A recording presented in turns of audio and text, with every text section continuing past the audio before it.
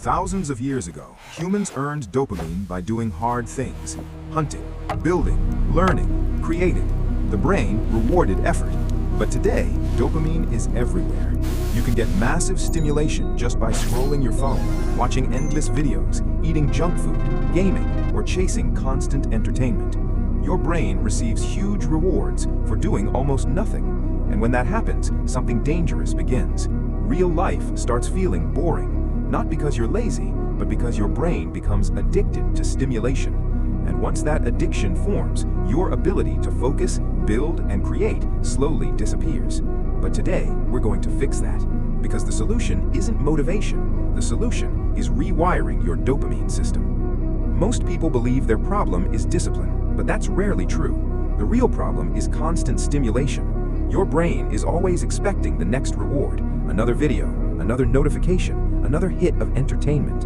And the more your brain receives those instant spikes, the harder it becomes to do anything meaningful. That's why someone can watch videos for 3 hours but struggles to focus on work for 10 minutes. Your brain isn't broken, it's simply overstimulated. So the goal is simple: reset the system. And that starts with the first rule. Step 1 is simple: remove cheap dopamine. Cheap dopamine is any reward that gives your brain instant pleasure without effort. Endless social media scrolling, mindless phone checking, constant gaming, pornography, junk food.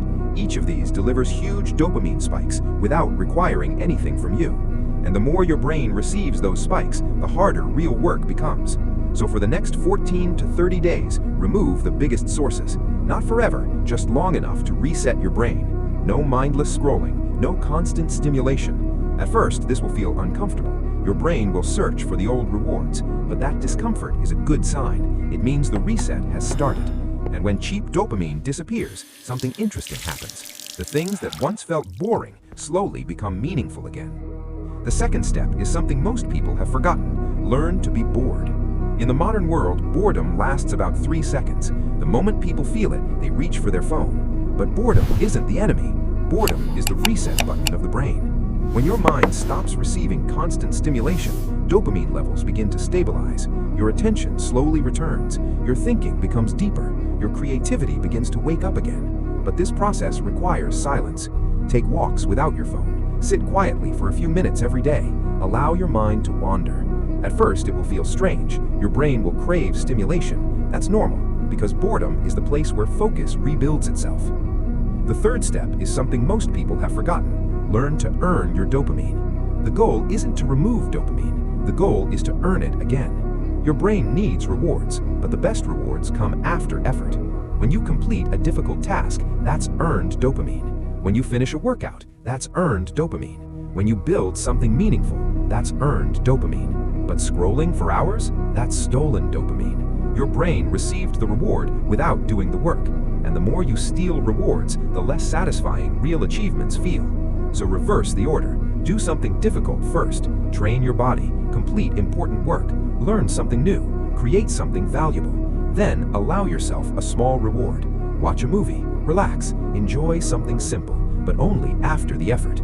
This teaches your brain a new rule. Dopamine comes after effort, not before.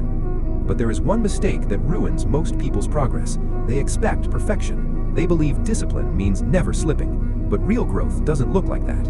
Imagine walking down a long road. Instead of moving perfectly straight, your path moves in a zigzag. Some days are focused, some days are messy, some days you drift. Even successful people live like this. Athletes miss training sessions, entrepreneurs make mistakes, creators experience burnout. The difference is they don't quit when they drift, they simply return to direction. Most people do the opposite. They miss one day and believe they failed. But drifting isn't failure, quitting is. The real skill is simple: return to the path again and again. There's a story about a runner preparing for his first marathon. The first week of training was perfect. He woke up early, completed every run, followed the schedule exactly. Then, one morning, heavy snow covered the city. He missed a training session, and immediately his mind attacked him. "You're not disciplined. You already failed." He almost quit the entire program. But instead, he made a small decision. He would show up the next day, not to be perfect, just to continue.